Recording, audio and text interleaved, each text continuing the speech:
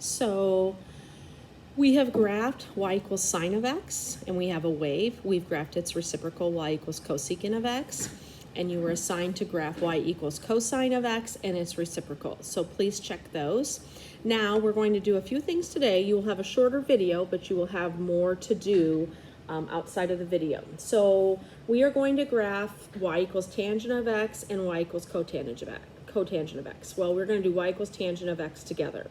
So what I would like you to do is to go to y equals tangent of x page, and if you need to stop this, please go ahead and fill out the top chart. So again, our domain stands for the angles, and we have those in radians because radians are measurable. They can be measured, they have length, and that's why our x-axis is in radians. But go ahead and fill out the degree equivalents and then take the tangent of each one of those. So remember to go ahead and write the exact values, but then also change them to decimals to graph it. And remember, where you have an undefined value, you have an asymptote. Okay, so we are back, and hopefully you have graphed all of your points. Now, what I would like you to notice is I went ahead and I did put in pi over 4 and 3 pi over 4, 5 pi over 4 and 7 pi over 4, because at each of those we do have a value of 1. Now, this is the biggest mistake people will make. We know that for sine, cosine, and the reciprocals, that one cycle is between 0 and 2 pi. So I typically will have people, I shouldn't say typically, but sometimes I have people will say that we have one cycle here, if you look at the green. Now, I want you to look between 0 and pi. After pi, doesn't this curve repeat here and this curve repeat here? So what I have in green is actually 2 cycles showing. So in order to get an entire graph, one cycle, I typically have 4 angles. So if we think about sine and cosecant and cosine and secant, we had pi over 2 pi, 3 pi over 2, and 2 pi. Well now, because I have one cycle between 0 and pi, I wanted to make sure that I had 4 angles in here. I hope that makes sense because, again, we're not going to graph 20 angles for each graph. We are trying to find key points at key angles. Okay, so the key to remembering the difference between tangent and cotangent is what is going on at 0. The tangent of 0 is 0. Now, I did not put in all of the angles, but you can see at pi over 4 I'm at 1, and at pi over 2 I'm undefined, so I have an asymptote. All right, and then continuing on, and we have another asymptote at 3 pi over 2, etc. So I just wanted to show you that if I graphed on the negative side, I didn't show my asymptote here, but I would actually have an asymptote at negative pi over 2. And do you see that I actually have one cycle between negative pi over 2 and pi over 2? Okay, so to be clear, one cycle is pi for tangent. So if I asked you to graph one cycle, all you'd have to graph is between 0 and pi. All right, what I have in green is 2 cycles showing. All right, now also, since I added some curves here, do you see that we technically have 3 cycles showing? All right, so let's talk about the range for tangents. If you look, we have values all over the place. I mean, I could have you put in your calculator the tangent of 89 degrees, and it would be a huge number.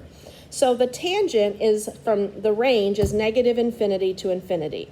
And we talked about the meaning of tangent. It is a vertical tangent that intersects the terminal side of the angle. And so it ranges from 0 and can get really, really big. All right, but now let's talk about the domain. The domain, don't I have asymptotes at multiples of pi over 2? So my domain would be all reals except pi over 2 plus, if I add pi, I get 3 pi over 2. If I add pi, I get 5 pi over 2. So plus n pi, where n is an integer. All right, so what I would like you to do is I would like you to fill out your chart and do your cotangent graph. And then I would like you to sketch, and as accurately as you can, I'd like you to sketch the functions and their reciprocals together. And that's on a handout that's attached. Sine and cosecant, cosine and secant, and tangent and cotangent, and answer questions on that handout. So now that we have our parent graphs, or you will have your parent graphs, so now we're going to talk about making transformations to those. And making transformations involves changing the cycle or the term, changing the period. So that would mean changing whether it's horizontally stretched or shrunk. Now, how high a graph is from the x-axis is the amplitude. So for example, if you have sine or cosine, the amplitude is 1. It is the distance from the x-axis to the highest value. Technically, the amplitude on all of the other functions is undefined because they don't have high points or low points, but I want you to pay attention to what happens to the graph. For example, if I take y equals 2 tangent of, or 2 sine of x, what happens to the graph? You're going to see there's some vertical stretching, or if it was 1/2, some vertical shrinking. Okay, so I also want you to do pages 9 and 10, but you're going to use your calculator. So what we're doing is, I don't want to say going backwards, but we're going to use our calculator to find patterns. So this is how I want you to set up your calculator. All right, so you're going to, so if you need to stop this and get out your calculator, do that.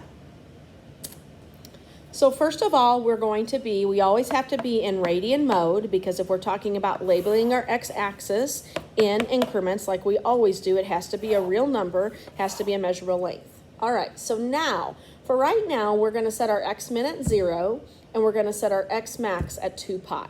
So right now, we are just focusing on sine and cosine and changes to their equations, which will change their cycle or their period, and it will change their amplitude.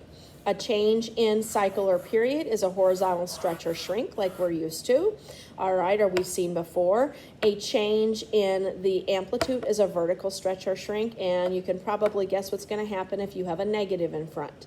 You're right. It is a reflection. So right now we're just going to take it one step at a time and just work with sine and cosine our waves. So we're going to have x-min is 0, x-max is 2 pi. Now, as I mentioned, when we were graphing, we're not going to put in 20 angles. We were looking at what was going on at our quadrantal angles. So we're going to take, we want 4 angles. We're going to take our period and divide by 4, and that's going to give me pi over 2. So I'm going to be counting by pi over 2. And if you think about our parent graphs on those other pages, that's what we were doing. All right, our y-min and our y-max, that's our range. We're going to just set it from -5 to 5 with a y-scale of 1. Now, please make sure that as you're doing these, you compare these to the parent graph. And I want you to make sure that you are clear. Please put an asterisk by number 5, 9, 14, and 18. Those are where you make conclusions. Those have all variables, so you cannot graph those. All right, so in summary, finish cotangent, and then graph the functions, sketch those with their reciprocal function, and you have a handout for that. And then I want you to do pages 9 and 10 and look for changes in the equation from the parent graph to how they change the graph by reading your calculator.